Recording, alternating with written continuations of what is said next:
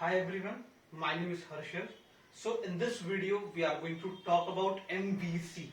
So this your MVC is nothing but architecture of framework. So we are going to detailedly discuss about this particular MVC architecture in detail in this video. So basically MVC is not as much as popular as of now, but whenever it was in use, so this MVC is known as your model view controller. So it is nothing but a design or pattern which is used to develop your web application. Whenever you're creating any web application, you can use this architecture which will help you develop your web application. It will completely control your flow of a program or application. So this MVC is used as a framework which also include all the features of your basic features of your Spring, which are like your inversion control or your dependency injection. This all feature also implement or is provided by this MVC architecture. This MVC architecture use the dispatch controller or your dispatch servlet to control the flow of your MVC. So basically MVC have a three parts. First is your model, second one is your view, and third is your control. First we will talk about the model. Model is nothing but which have all the data or all the necessary data for processing your application or which is required in the program, or it can communicate with your database to get that particular data for processing, or it can store that particular data which is required in your application.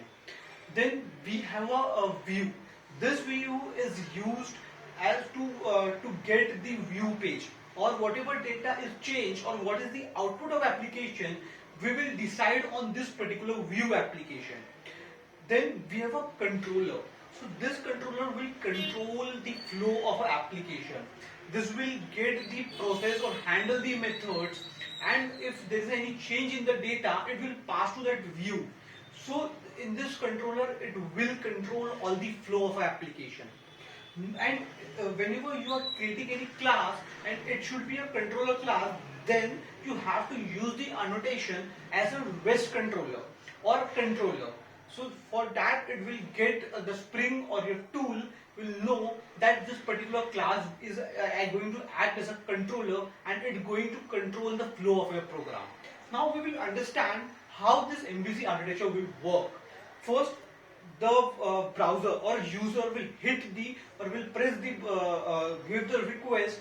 This request in the form of HTTP will go to your dispatch servlet. This servlet will receive this request and pass it to the controller.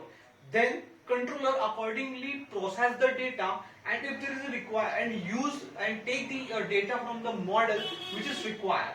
After processing the data, it will again pass to the view, and view use the JTP or JDL to view that particular data in a particular format.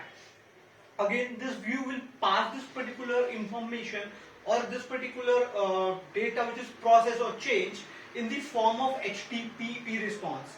And after the HTTP response, it is going to hit the browser again, and you will get the output of your application. So the advantage of this particular your MVC is, first it is your lightweight. It is very easy to test. It is you have a separate object for everything, so it will be very clean and simple to understand the application. So this is all about your MVC architecture. Thank you so much.